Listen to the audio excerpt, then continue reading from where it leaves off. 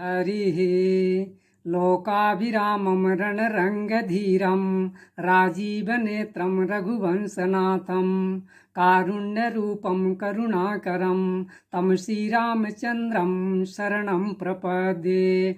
मानस प्रेमियों, श्री रामचरित मानस में भगवान के गुणगान वर्णन संग्राम में आपका स्वागत है। पूर्व भाग में अयोध्या कांड दोहा क्रमांक 103 से लेकर के 109 तक में आए भगवान के गुणगान का वर्णन सुना। अब आप दोहा क्रमांक 110 से लेकर के 113 तक में आए भगवान के गुणगान का वर्णन सुनेंगे। श्री राम जी सीता लक्ष्मण सिंह जी सहित यमुना जी को पार कर चुके हैं वनवास के दौरान। तो यमुना नदी के किनारे निवास करने वाले जो नर नारी थे उन्होंने जैसे ही सुना तो सब अपना अपना कार्य छोड़ करके भुला करके और दर्शन के लिए दौड़ पड़े।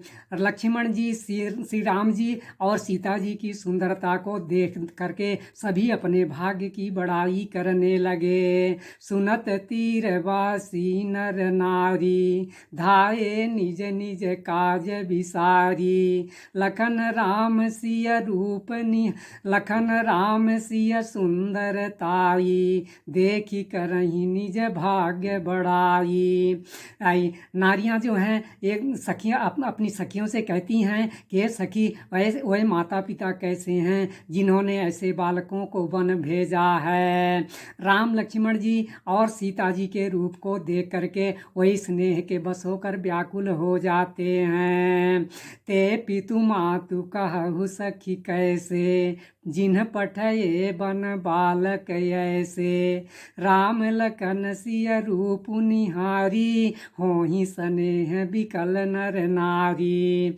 फिर सीता जी ने और श्री राम जी और लक्ष्मण जी ने हाथ जोड़ करके जमुना जी को फिर से प्रणाम किया। पुनि सिय राम लखन कर जोरी जमुनहि कीन्ह प्रणाम बहोरी। गोसाई जी कहते हैं कि जो पूर्वे गांव रास्ते में बसे हुए थे उनको देख करके या कि उन्हें जो है नागपुर के जो नगर हैं और जो देवताओं के नगर है उनसे ईर्षा करते हैं, सिहाते हैं और विचार करते हैं कि किस पुण्य में और किस घड़ी में ये बसाए गए थे जो अत्यंत धन्य हैं, पुण्य के राशि हैं तथा परम सुहावने हैं। जयपुर गाँव बसहि मग माही तिनहि नाग सुर नगर सिहाही। कहीं सुकृति कहीं घरी बसाए धन्य पुण्यमय परम सुहाए। गोसाई जी कहते हैं कि जहाँ जहाँ श्री राम जी के चरण चले जाते हैं उनके समान इंद्र की पुरी अमरावती भी नहीं है और उस मार्ग के निकट के निवासी बड़े ही भाग्यशाली हैं। उनकी सराहना देवलोक के वासी करते हैं। जहाँ जहाँ राम चरण चली जाही तिन्ह समान अमरावती नाही। पुण्य पुंज मग निकट निवासी तिनहि सराहि सुरपुरवासी।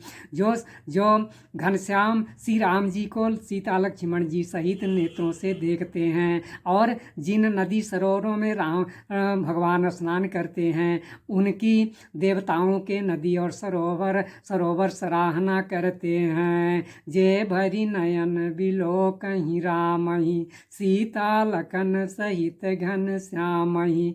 जे सर सरित राम अब गाहि तिनहि देव सर सरित सराहि। श्री राम जी जिस वृक्ष के नीचे बैठ जाते हैं उसकी कल्प वृक्ष भी सराहना करते हैं।